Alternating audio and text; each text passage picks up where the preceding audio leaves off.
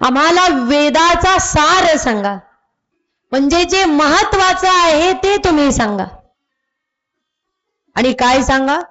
पुराणानाम विशेषतः, जे विशेष पुराण आहे, जे शिव पुराण आहे, ते आम्हाला श्रवण करायचं आहे, तुम्ही ते आम्हाला सांगा. पुराण सांगू नका, तर पुराणाचं सार सांगा. वेदाचं जे महत्वाचं असेल, सार असेल, ज्ञान असेल, ते तुम्ही आम्हाला सांगा. म्हणजे सगळं काही सांगू नका. तुमच्याकडे भरपूर ज्ञान आहे, ते ज्ञान सर्व सांगू नका. त्याच्यातलं जे महत्वाचं आहे ते ज्ञान तुम्ही सांगा. जसं जेवायला बसल्यानंतर बरेच जण म्हणतात की वाढताना सार वाढ, तरी वाढ, खालचं वाढू. म्हणजे जे महत्वाचं आहे, वरचं आहे, तेवढं तू वाढ, बाकीचं वाढू. तसं सगळं ज्ञान तुमच्यामध्ये आहे, ते सर्व ज्ञान देऊ नका. आम्हाला कथासारम, कथेचं सार सांग. जेव्हा ही विनंती केली त्यावेळेस श्री सूतजी महाराजांना आनंद झाला. श्री सूतजी महाराज म्हणतायत, धन्य आहात तुम्ही की तुम्हाला वेदशास्त्र पुराण जे आहे ते श्रवण करण्याची लालसा तुमच्या अंतःकरणामध्ये आहे. वेदशास्त्र जे श्रवण करण्यासाठी प्रत्येकाच्या अंतःकरणामध्ये लालसा असू शकत नाही. ज्याचं अंतःकरण पवित्र आहे, जे भगवत भक्त आहेत, ज्यांना ज्ञान प्राप्त करण्याची इच्छा आहे, जे मुमुक्षु आहेत, त्यांनाच इच्छा असते कथा कीर्तनामध्ये येण्याची, शास्त्र श्रवण करण्याची, ज्ञान जाणून घेण्याची. म्हणून म्हणतायत की तुम्ही धन्य आहात. का? कारण तुम्ही भगवत भक्त आहात. जगामध्ये अनेक लोक असतात, परंतु प्रत्येकाला स्वतःचा उद्धार व्हावा असं वाटत नाही. जसं गावामध्ये लोकसंख्या भरपूर आहे, परंतु या गावामध्ये कितीही जरी लोकसंख्या असली तरी सगळेजण या ठिकाणी येऊन बसलेले नाही. ज्यांचं भाग्य उदयाला आलेलं आहे, ज्यांच्यावर मनाची कृपा झालेली आहे, ज्यांना वाटतंय की त्या ठिकाणी बसल्यानंतर 4 शब्द चांगले कानावर पडतील, 2-3 तास का असेना आपल्याकडून परमार्थ घडेल, आपल्याला ज्ञान प्राप्त होईल, तेच या ठिकाणी येऊन बसलेले आहेत. बाकीचे घरी काम नसतील तरी सुद्धा काही झोपा काढतायत, काही टीव्ही समोर बसले, काही मनोरंजन करतायत, परंतु सगळेजण या ठिकाणी आलेले नाही. म्हणून धन्य आहे ते जीव की ज्यांना भगवान परमात्म्याची कथा श्रवण करण्याची आवड अंतःकरणामध्ये आहे. जन्म बहु पुण्य केले, जन्म बहु पुण्य केले,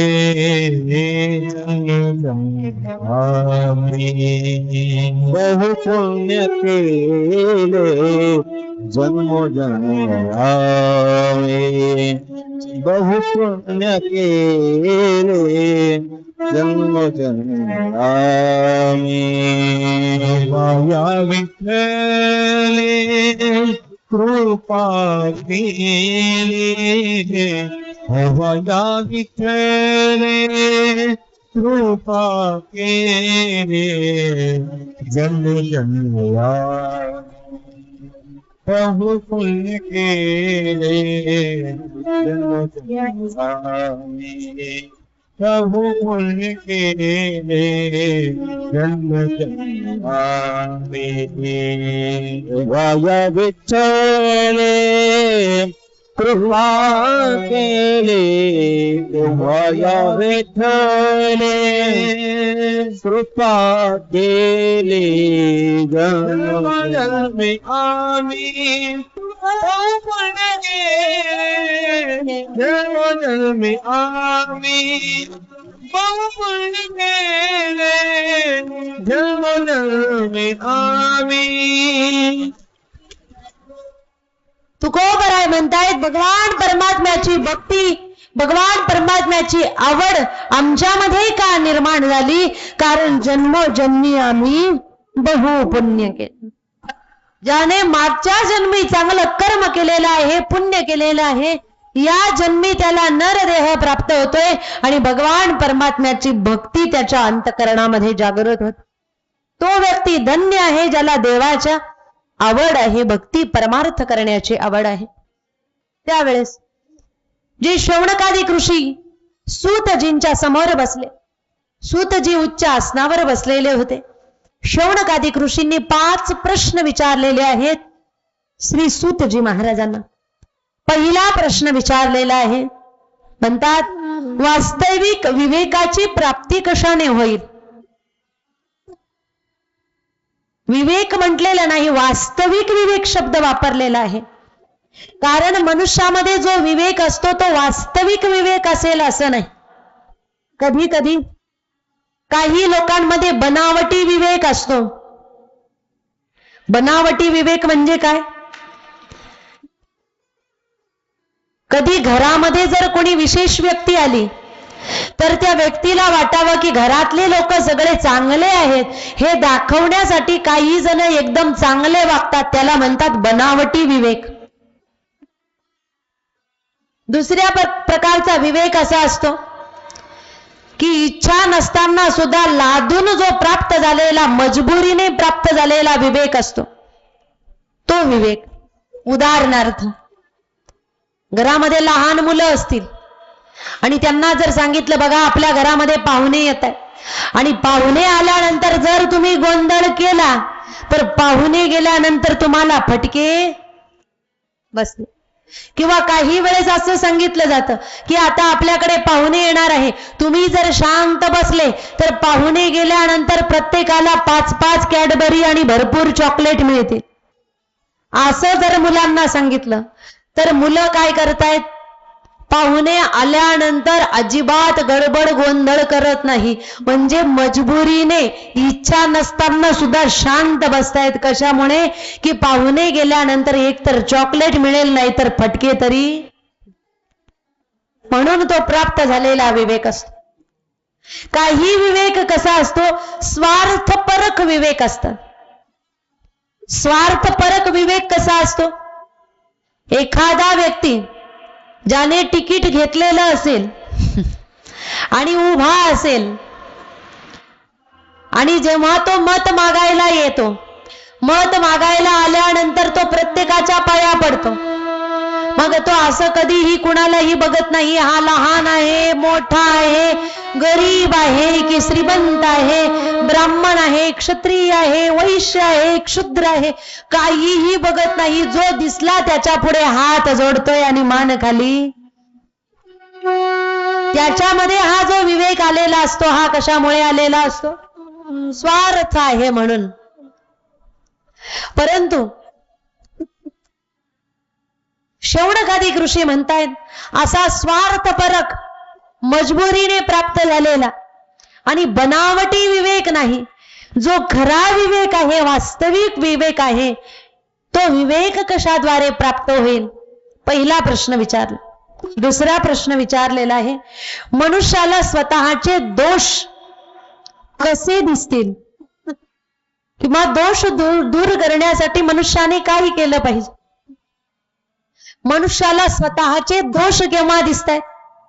म्हणतात मनुष्याला स्वतःचे दोष दिसतायत जेव्हा तो कथा कीर्तनामध्ये जातोय, सत्संगामध्ये जातोय, त्यावेळेस त्याला स्वतःचे दोष दिसतायत. कारण सत्संग काय आहे? दर्पण आहे. सत्संग दर्पण म्हणजे आरसा. कथा कीर्तनामध्ये येऊन बसले तर आपल्याला दिसतंय आरशासारखं की आपण खरोखर परमार्थिक आहो की नाही, भक्त आहे की नाही, सत्संगी आहे की नाही. जे खरं आपलं स्वरूप आहे ते कथा कीर्तनाद्वारे दाखवलं जात.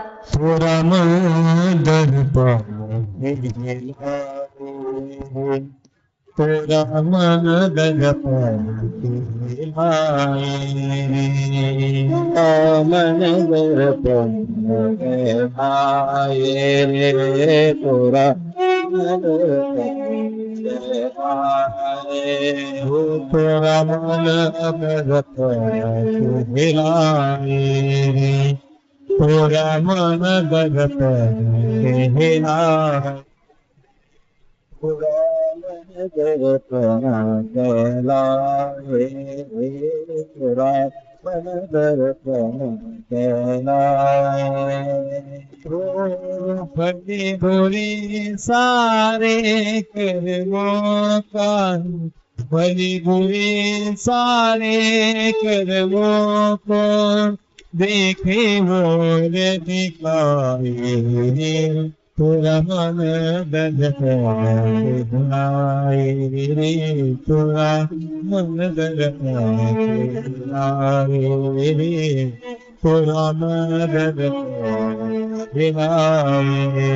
भले बुरे सारे कर्मों को भले बुरे सारे कर्मों को देंगे और दिखाए रे पुराना दर्पण कहलाए रे थोड़ा मन दर्पण कहलाए रे थोड़ा मन दर्पण कहलाए सत्संगामध्ये आले, कथा कीर्तनामध्ये आले की या ठिकाणी आल्यानंतर आपलं मनच आपल्याला सर्व श्रवण केल्यानंतर दाखवतं की आपण नेमकी कसे आहोत. तेव्हा आपल्याला समजतं की आपल्यामध्ये दोष किती आहे. या दोषांचं दर्शन मनुष्याला झालं पाहिजे. जर दोष दिसले नाही तर मनुष्य ते बाजूलाही करणार नाही आणि ते दूर केले नाही तर मनुष्य सुधारणार नाही आणि सुधारणार नाही तर त्याचा उद्धारही होणार नाही. म्हणून आपल्याला आपले दोष समजले पाहिजे, दिसले पाहिजे, तेव्हा आपण ते दूर करणार. मनाचे दोष, आतले दोष हे फार त्रासदायक असतात. आपल्या घरामध्ये आपण गेलो अचानक आणि आपण जर बघितलं की घरामध्ये साप घुसलेला आहे, विंचू आलेला आहे, ते दिसल्यानंतर आपण असं म्हणणार का जाऊ द्या काढू उद्या परवा? म्हणणार काढू सुटीच्या दिवशी, नंतर काढू. नंतर काढू म्हटल्यानंतर कधी आपल्याला ते बाहेर काढतील कायमचे सांगता येत.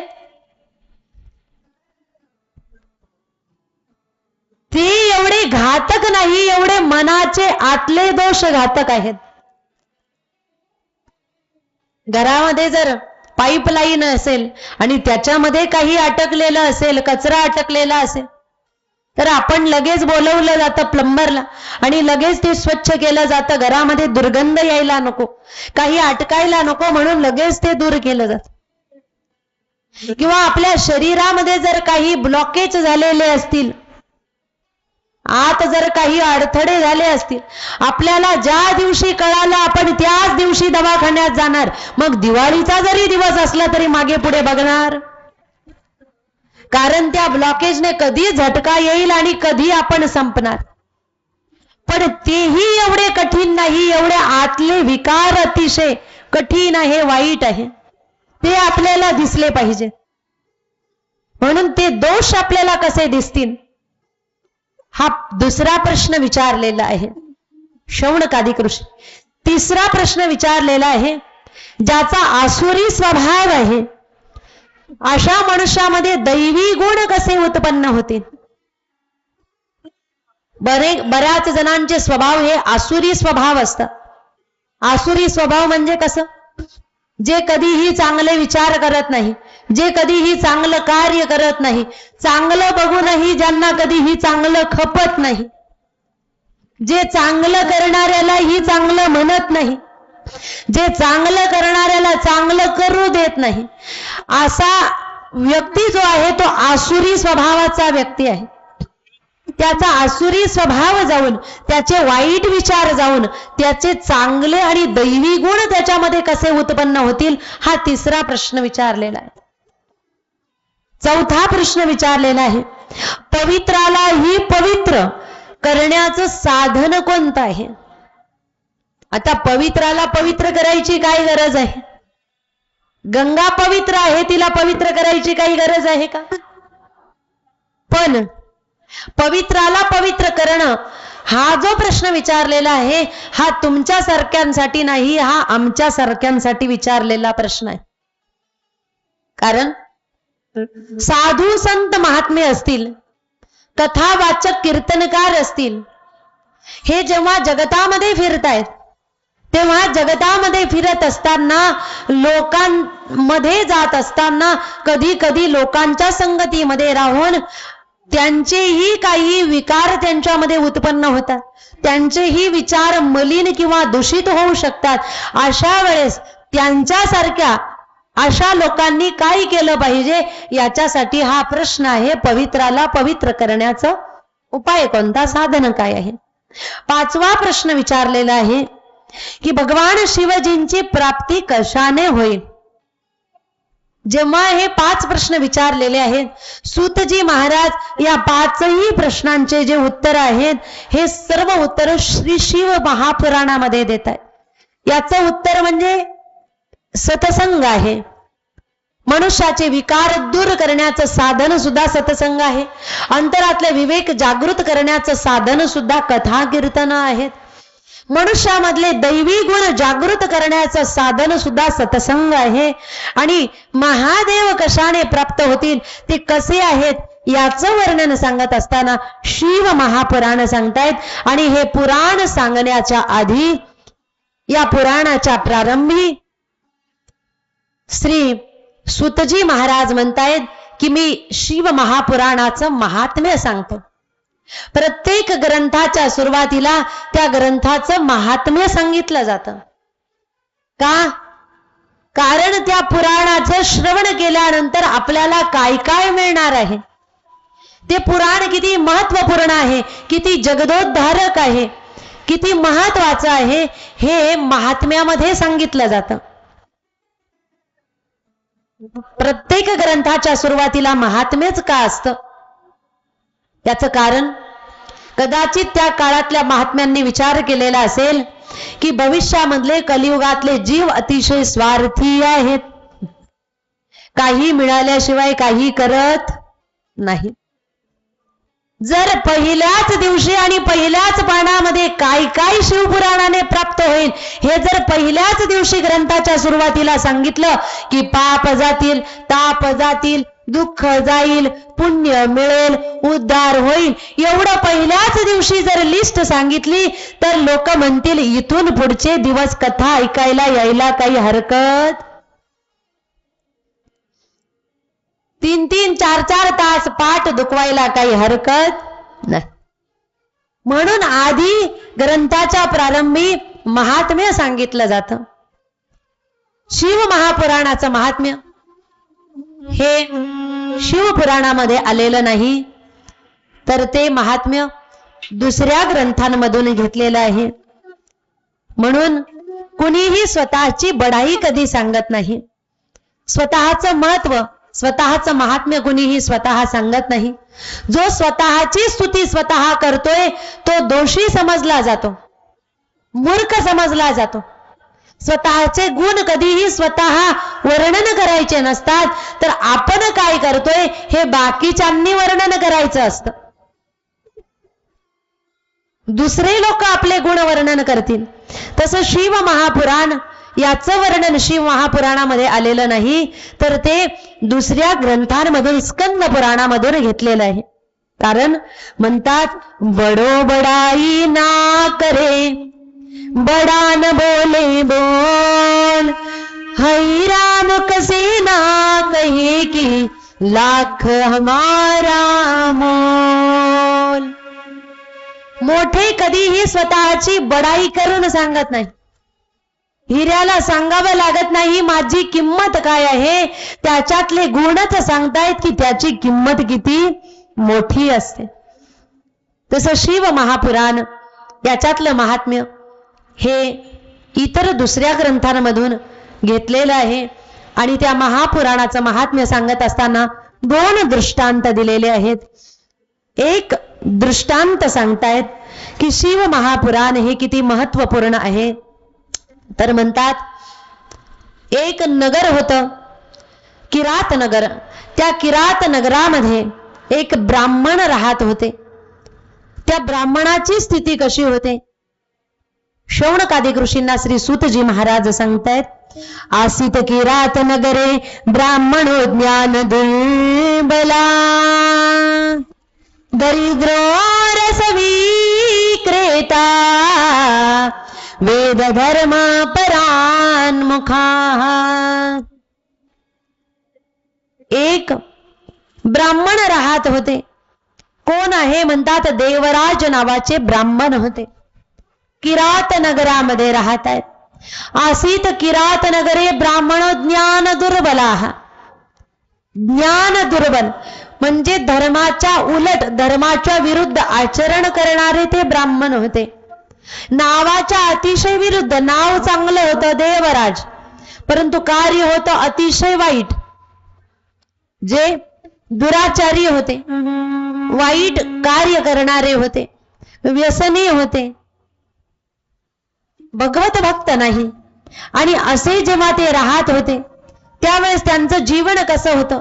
जर कुणाला बघितलं तर त्यांच्या घरी जायचं, त्यांचं धन हडप करायचं, लोकांना फसवायचं, मग धनार्जन करायचं.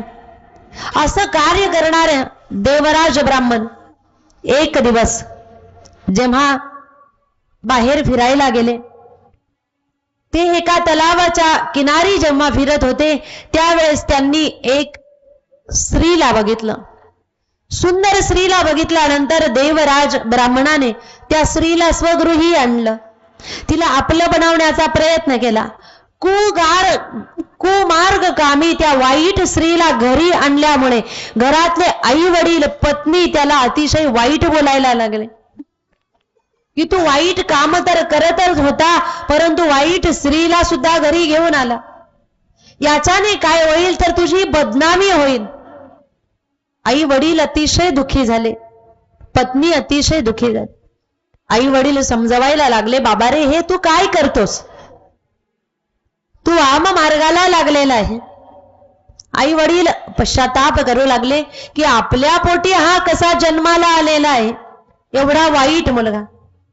एक लक्षात ठेवा, आई वडिलांच्या पोटी वाईट मुलगा का जन्माला येतो? त्याचं कारण मागच्या जन्मी केलेलं पाप कर्म, पहिलं कारण. दुसरं कारण, बालक गर्भामध्ये असताना आईने वाईट विचार केलेले असतील, वाईट कार्य केलेलं असेल तर मुलं सुद्धा तशा पद्धतीने वाईट जन्माला येतात. तिसरं कारण सांगितलेलं आहे, मुलं जन्माला आल्यानंतर त्या मुलांवर जर संस्कार नीट घातले नाही तर मुलं वाईट जन्माला येतात. कधी कधी घरातल्या मोठ्यांचेच संस्कार चांगले नसतात, म्हणून मुलं वाईट जन्माला येतात. घरातले मोठेच जर खोटं बोलत असतील तर मुलं सुद्धा खोटं बोलतात. आणि आता खोटं बोलण्यासाठी कुणाला सांगायची गरज नाही. प्रत्येकाकडे एक यंत्र आहे. कोणतं? मोबाईल. फोन केला कुठे आहात तर ते म्हणतात की मी इथेच आहे ना, आणि असतात दुसऱ्या गावाला. एकदा एक लहान बालक घरामध्ये होतं. वडिलांनी दुसऱ्यांकडून उसने पैसे घेतलेले होते. पैसे वापस देईल म्हणून 15 दिवस सांगितले होते. महिने 2 महिने होऊन गेले तरीही पैसे दिले नाही. ज्याचे पैसे अटकलेले होते तो पुन्हा पुन्हा फोन करत होता. त्याचा नंबर बघितला आणि वडिलांनी काय केलं, फोन उचलून मुलाच्या हातामध्ये दिला आणि कानामध्ये हळूच सांगितलं होतं, सांग की माझे बाबा घरात नाही. त्या मुलाने जसा मोबाईल घेतला, कानाला लावला आणि लगेच उत्तर दिलं, माझे बाबा सांगतायत की ते घरामध्ये नाहीत. काय सांगितलं? माझे बाबा सांगतायत की ते घरामध्ये. त्याला माहित नाही की हे मला खोटं बोलायला लावतंय. पण मोठा झाल्यानंतर त्याच्या लक्षात येतं की घरातले मोठेच जर खोटं बोलताय तर आपल्याला खोटं बोलायची काही हरकत. जसे घरातले श्रेष्ठ ज्येष्ठ असतात तशाच पद्धतीने कनिष्ठ सुद्धा आचरण